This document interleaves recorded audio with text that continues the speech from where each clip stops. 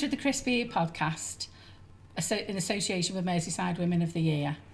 My name is Ellie Kerr. I'm the founding director. You might want to tell people why the podcast is called the Crispy Ear Podcast, because I know. Right. Everyone does. It's called the Crispy Ear Podcast because it's going to be an Ellieism. So there's going to be lots of these throughout the series, throughout the season, because I used to say, after we've had a really big conversation, we've been talking and chatting, that, oh, your ear must be really crispy now, because obviously we've chatted for so long. So that's why it's called the Crispy Ear Podcast.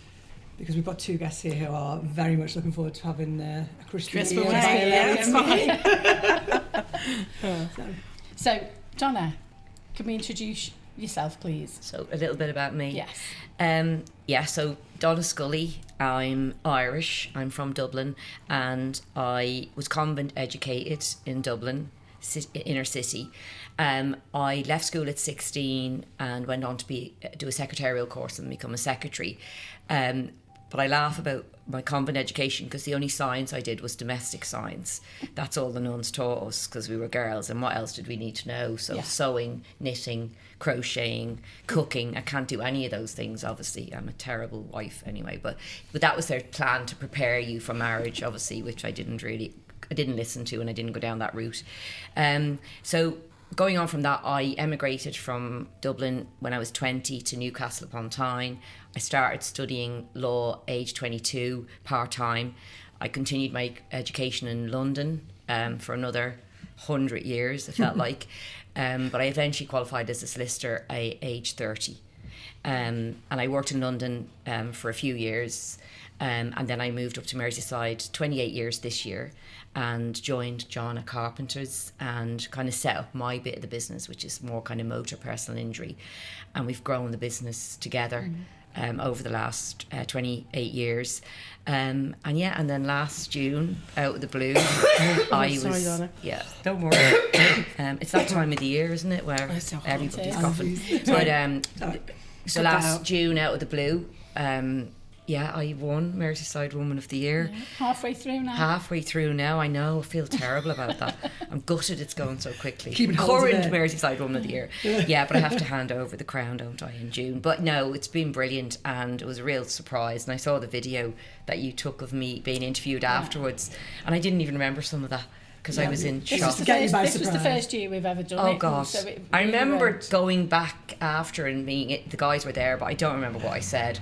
I was so glad I thanked loads of people because I didn't remember it, and I was relieved anyway. But it's been brilliant, and it's great to be here as well and to chat to you and to talk about what it's meant to me and what's been happening. So thank you for having me. Oh, thank you, Donna. Moira, can I ask you to introduce yourself? Sure. So I'm Moira O'Shaughnessy. We're the headline sponsor, so I'm the managing partner of FBC.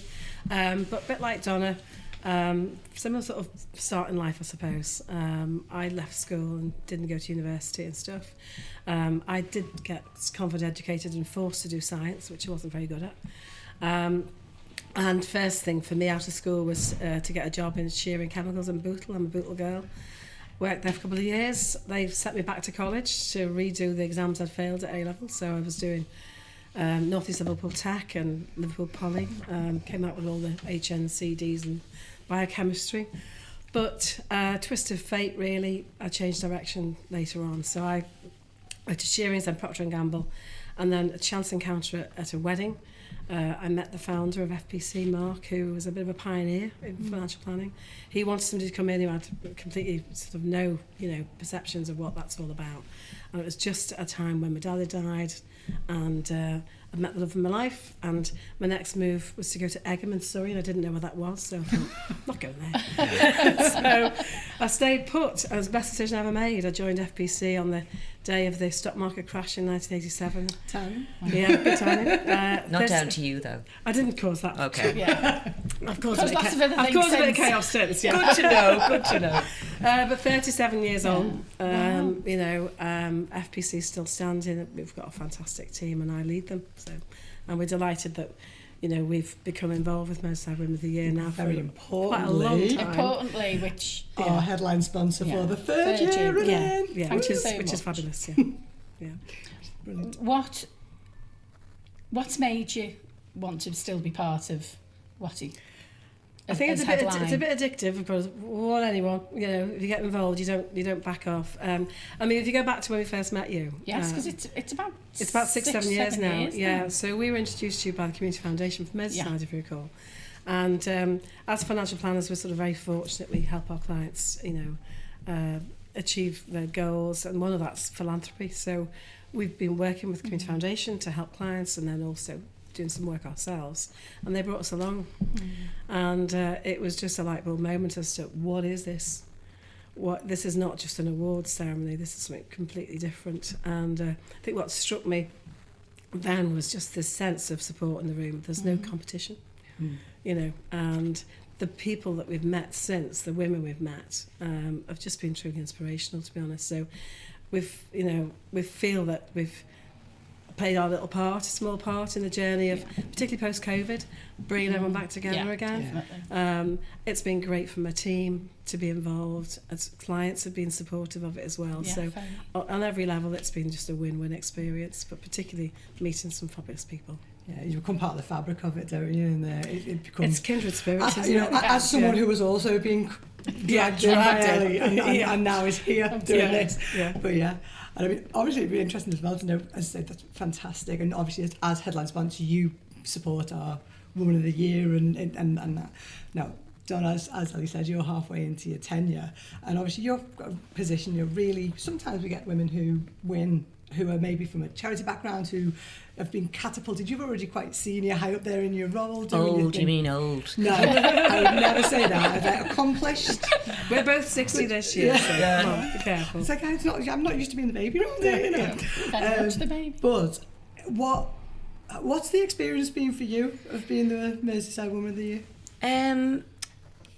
It's the brilliant bit for me is it's local as well, and I've met loads of people locally, because our business is quite national, so I tend to spend a lot of time in London. I'm probably more known in London than I am, you know, locally, other than maybe with the community groups that I work with. So it's really kind of raised my profile locally.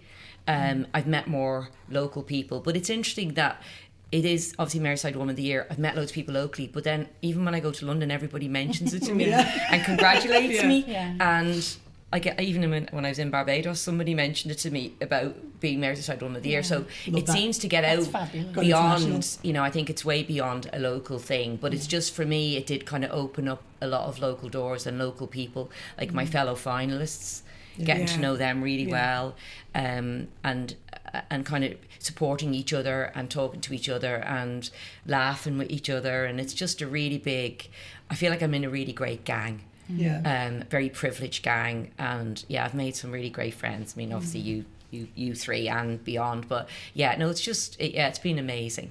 And it's when you say about gang, you know, do you remember Jabida Khatun, who won a couple of years ago? Jabida was asked what advice she would give to people, and she said, find your tribe. And we said then, well, they're in the room.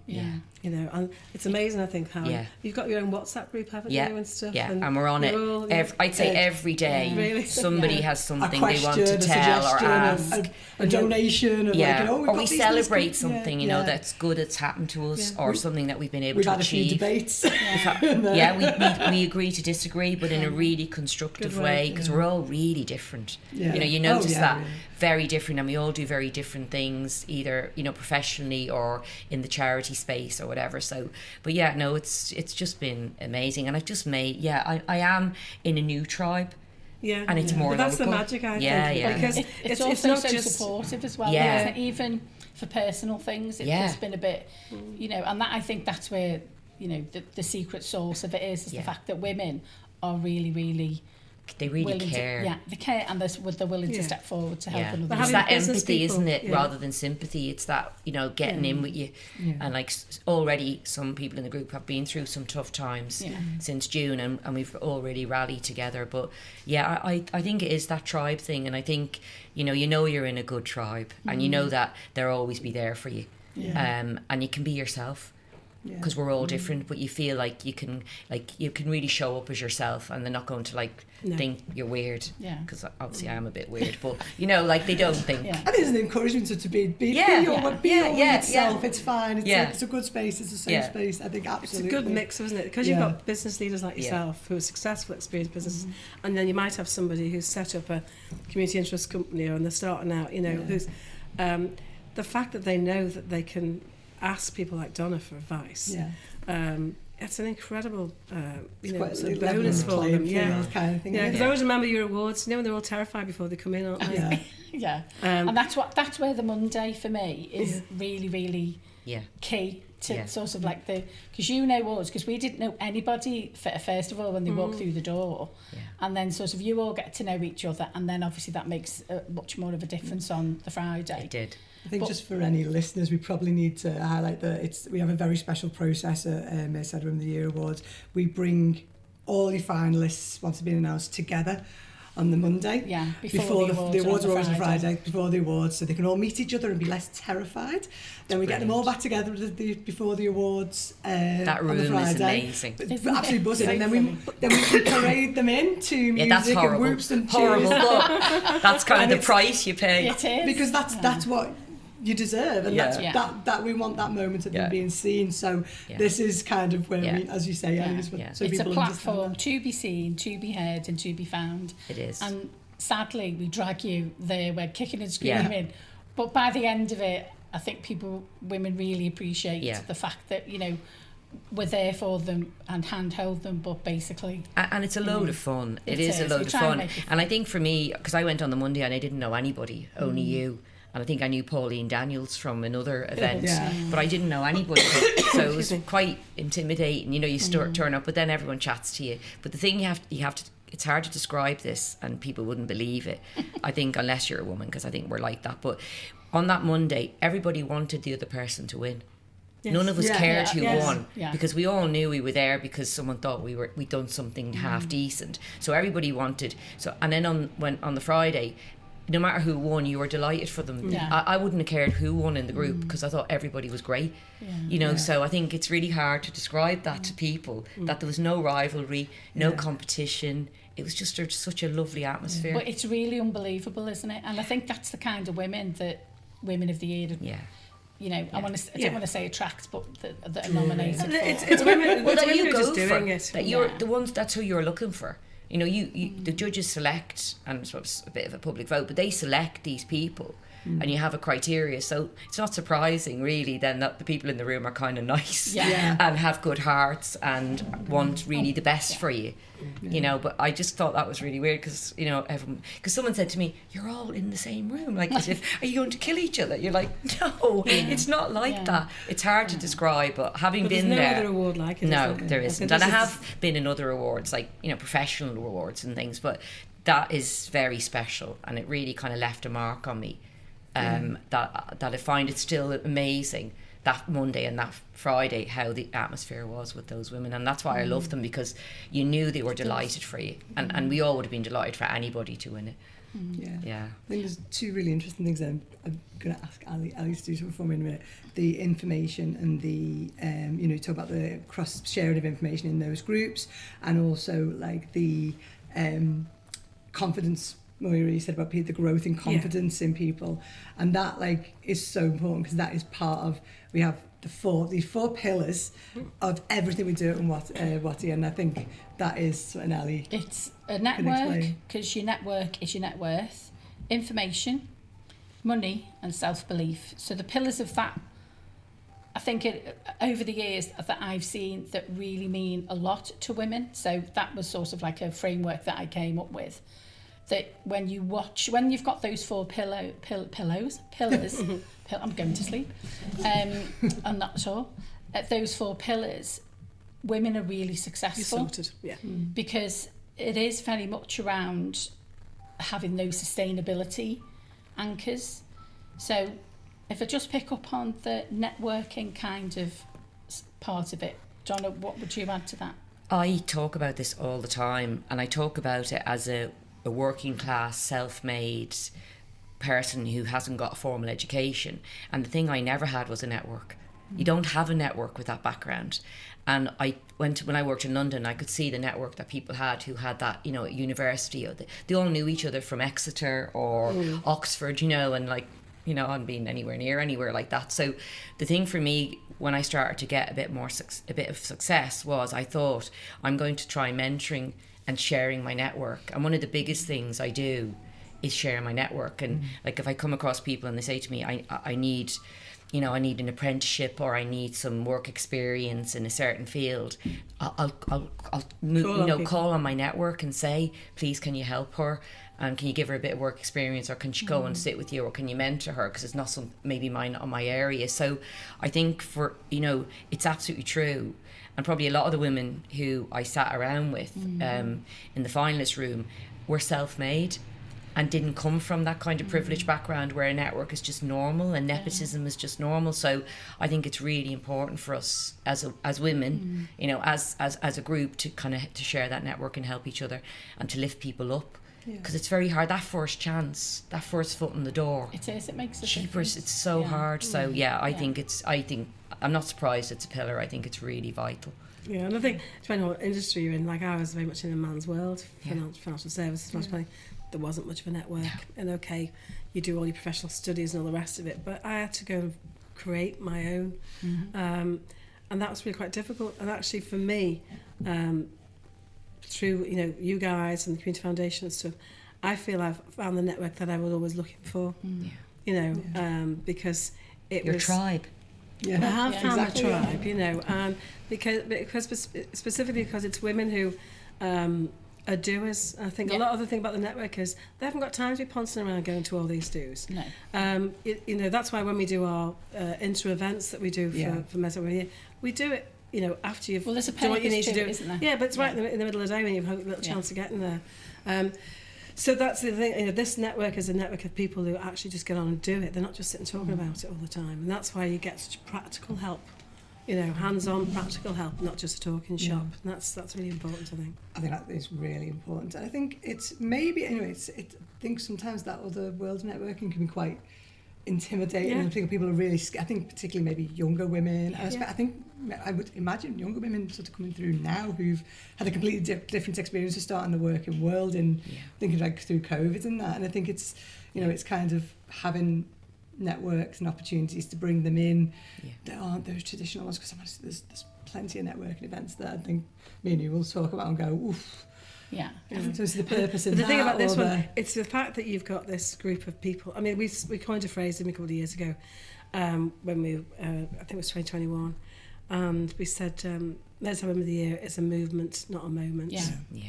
And that's what it is. And so what you really have created here, I think, is something that people belong to. So it's not like just going along to an event about something. You feel you belong to something which is more than that. And that's what that's what your finalists and your winners do. And I think having doing what you're doing to bring people back together, and I'll throw it back to you, Ellie. There's a conference coming up, isn't there? Which I know you're having a flap about, but it's based all around the 4 pillars. I think that's a real step forward in the movement. It is very much so. Yes, I have had to put my big girl knickers on and go, right, okay then. People, it's been really weird because people want to be part of that movement, and for it seems a bit closed doors, because what we do with the finalists, don't we, and get them together, and people are sort of like, like this, pressing their nose against the window and going, oh, can we come and be part of that? So that's what the conference is about. So it's around the 4 pillars, and it is very much around that, I say, network, information, money and self-belief. So information for me is, what is it that makes your business or yourself more successful? So what would you say a key piece of information would be that you would give, picking on from the 4 pillars? Well, in terms of my professional business itself? Bit of both really, because you bring your whole personage to work. For me, it's been continuing education. So like going back to with Donna, messed up my A-levels, fair enough, ended up having to do a load of courses that I didn't really want to do. There was nothing in my sector that was, at that time, in A7 really, and hopefully Mum was enough to be a financial advisor, so I had to go looking. So, I ended up with Liverpool Business School, did an MBA, and that was transformative for me. I did all the professional qualifications after that, chartered and all the rest of it, but it was that. And so if that whole ability to keep learning, I think, is a thing. So if you can have access to information that enables you to learn something that will take your business forward, that makes a big difference. And so trying to find people to partner with, whether it's through further education or just within your network, there'll just be a little problem that you've not come across before. You know, and okay, you can sit there and have a Google, but much better to be able to ask women who've done it. But that's also the bit where there's no judgment. Yeah. It's like, oh, didn't you know that? Or, Yeah. oh, that's a bit of a thick question, isn't it? Where But you've got to be open to keep Yeah. you've got to be open to that learning, I think, and recognise that you're never gonna finish that. It's going to carry on all the time. Donna? Yeah. I think for me, it's having the courage and learning to be myself. Because I think, as with my background and early on, particularly in London, because it's very elite, people ask you what university you went to before they ask you your name, which is no good for me. And I think, you know, once you get through the imposter syndrome and the fact that you're, you know, not good enough and your education is substandard and stuff, and once you get through that and you can kind of build up to be yourself, I think for me, I probably became happier, more successful, more confident when I kind of let my true self start to come out. That's that self-belief bit, isn't it? And but it's that's stepping into but it's really hard. Yeah. It's very hard. And I think, you know, when I mentor kind of 16, 17-year-olds, and, you know, from difficult backgrounds like me, I mean, I kind of want to help the type of me Donnas, again, the Donnas of the world. Yeah. But, you know, it does knock your confidence when you have a tough background or a fractured background, and you come into it quite fractured yourself, and then you have to kind of rebuild your confidence. So I think that's important. And I think you're right, though, that access to education. I mean, I left school at 16. I only had GCSEs. I did. You know, that's all I had. So when I came here and I wanted to study law, to do the legal exec course, I only had to have 4 GCSEs. And I was like, the bar was so low. I was delighted. You know, I was like, thank you, God. That was like, you know, that was my golden ticket. You know, if they'd have said you need A levels, and I just wouldn't be here now. Or I don't know what I'd be doing, but I just wouldn't be a lawyer because I wouldn't have been able to do it. It's so strange. I had another interview with you, Donna, and one of the things you talked about was not just you talked about that, but you also talked about like knowing what you want and knowing what's available to you, and knowing that things were an option for you. And a lot of people, particularly from backgrounds like yours, that like, and you know, that wouldn't have thought that this is something I could even do. That there was, you know, that they're not able to access that information. And I think also that you said, you were, you know, round peg square hole. It's knowing what you want to do, knowing what your options are, and then making a decision. And I think that's really important to know that the success or what you should do and the route you should take looks really different for everyone. I was funneled through the Red Brick Uni. We won't hold it against you, don't worry. No. I know, I was almost ashamed to admit it. But when it's great. Funneled through it, you could only go and funnel me through some kind of like, I think the goal was always like C-suite. But like, it's not me. No. And I spent a long time trying to get into a position, a management position. It wasn't me. I'm a freelancer. I absolutely, and I think if people have all of those options, and being mentored and seeing all the different routes is probably a really good thing. But that's a financial education thing too as well, though. So remember we did an event for Watty mid awards, like halfway through, and we did a survey, and folk who were there kindly took part, and we were just asking about financial awareness and financial education, because obviously we're in a fortunate position where our clients, typically the business owners, and they're in a position where they can, you know, plan for the future with confidence and all the rest of it, but everyone should have that right. And we asked the women in that room, you know, simple questions really about their financial planning, whether it's their state pension, this, that, and the other, and most of them didn't know the answer. 85% didn't know, and it's not because they were, you know, not intelligent enough to figure it out. It's purely because they're so time poor, and because they don't prioritise their own, you know, financial planning and their own, you know, because they're looking after everybody else. And I think that's what I'll be looking at your conference. You know, it'll be really good to see. You know, opportunities there for women to learn about the stuff that they struggle with. Well, it comes in 2 parts, doesn't it? The money side of it. For me, it's personal and sort of like, you know, what you're planning for your future and sort of like, you know, how to look after your family. And then there's the other side about business. Because if you've got enough money, or if you've got money, you've got freedom and you've got choice. And that's the thing for me. You know, I do guest speaking and stuff. And then when I always say the 4 pillars, and that's where it's all come from, I'm always quite shocked that like some women will come up to me at the end and go, I've got no money. So that for me limits your choice or limits You need that little bit of independence, freedom. don't you? Yes, and that ability to have that independence to do whatever it is you want, whether it's for your family, with your family, Or just for for yourself. yourself. And that to me is key because, you know, and through no fault of their own, you know, women are really, really busy because if they're not looking after children, they're looking after elderly parents. They always have some sort of care and responsibility. Obligation. And even, you know, sometimes it comes down to sort of like, you know, I've got to go home and let the cat out or do, you know, take whatever. the dog for a walk. Thanks for including me. Well, I just thought I would. But, you know, or, so it's that kind of information and that kind of ability to be able to find somebody that can help you instead of sort of like not looking and planning for yourself financially going forward. On the business thing, we were talking before we started, Yeah. about Donna was saying about, you know, you've got women, successful women, union members, and I come across it too, who get a closed door Yeah. from a business perspective. And when you're looking for not, investment, Can't get yeah, funds. still that's not still a taken massive seriously. issue, massive issue Yeah. that Yeah. women's businesses are underfunded. Yeah. Because When they're John not and I looked used to go to meetings in the early days and we turn up and we're joint partners 50-50 and they'd say to John, oh, is this your PA? Oh, I get that. I Or get that is a she lot. taking notes? Yeah. And John said, if you want to live your life Yeah. in peace, I'd take that back if I was you. He said, definitely. because Yeah. she's my joint partner and she's probably going to chair this meeting and she's going to ask all the questions. But, you know, like he's See so someone slinking back supportive. in And the he's, horror. yeah, And you know. she'll have the input as to whether or I not had the we exact work same. together. Mark, our founder, And, go and, with to him, be, you know, and yeah. interestingly, So- early on in the business, I did get rid of some of our advisors. For that very reason. Because, well, yeah, they were very sexist and Yeah. terrible, but just they weren't given a very good service. They just thought, oh, I'm friends with John and that's all it takes. And I'm like, oh, no, that's different now. Yeah. This is a business that's growing. You have to provide a good service. We need input, you know, that kind of thing. So, but yeah, it's they don't take you. They just didn't take. You know, it's better now, I think, but still, it's not ideal. When I was at Business Link, women started businesses for pin money between the hours of 9 and 3, and they were never going to be VAT threshold.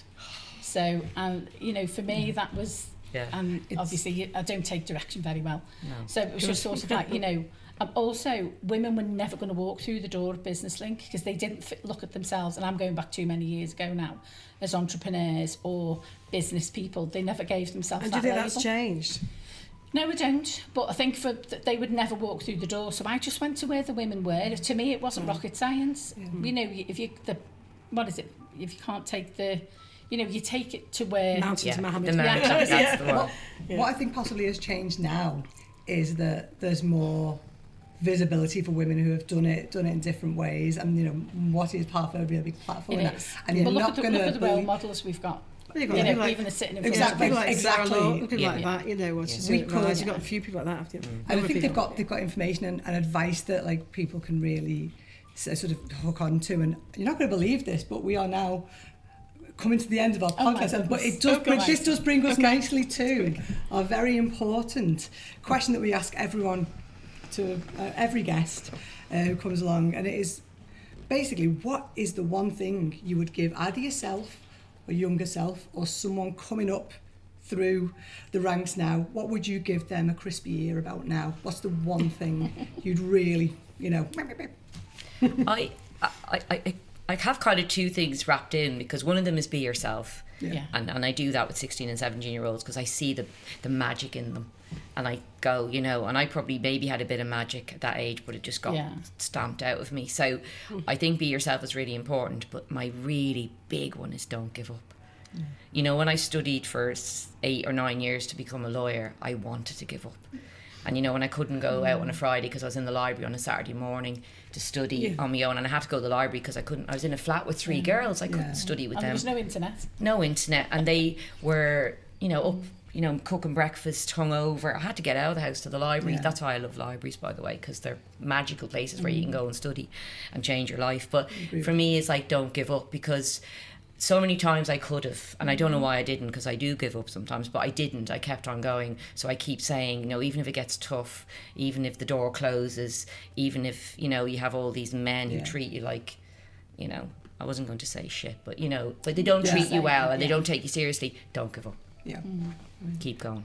Are you Yeah, I think mine's probably a bit similar in terms of it goes back to your self-belief thing. You know, I believe most people are fundamentally very good, you know, and so you do have to trust people. And if you can have faith in yourself that you know you're doing the right thing, I think what I would want to say back to myself is like, you know, just give some reassurance. And we've got a family motto, and it's actually on the bracelet my daughters wear it. It comes from my old uncle from years ago, Uncle John, and it's all shall be well. It's not will be, might be, hopefully will be. It's preordained. All shall be well. If you believe in yourself, true to yourself. Work bloody hard. You know, there's no easy way around that. No. Work bloody hard, and as you say, no, don't take no for an answer. But, you know, have some confidence that all shall be well, and keep that as your little motto, and you'll be fine. That could be the crispy era motto. Okay. Oh, yes. All shall be well. All Shall be well. Like shall is that strong one, isn't it? Don't give up. It's not. It's going to happen. It's gonna non-negotiable. But it's positive thinking. I love It is positive thinking. attitude, That isn't thing it? about, oh, I hope it'll be all right. You're like, No. No, it will be. It is. yeah, It is one of because already you're It's a different thing. you're wobbling, aren't you? In the Shall, hope. sorry, yes. Shall. Yeah. Shall be.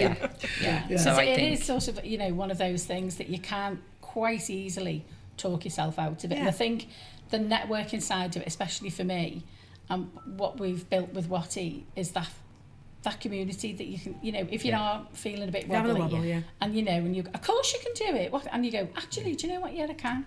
So you've got somebody there as a cheerleader in your corner. I love cheerleader. I think Yeah. it's a great term, and I think that's what women do best. Yeah. Because we cheerlead each other, don't we? And I think the reason when women are successful, the reason it's a growing movement, and it is really growing, is that we talk about it and we say how hard it is, but it's how rewarding it is, Yeah. and how can I help you, and we don't mystify it. I mean, you know, men can sometimes lose the run of themselves, we say in Dublin, because they're successful.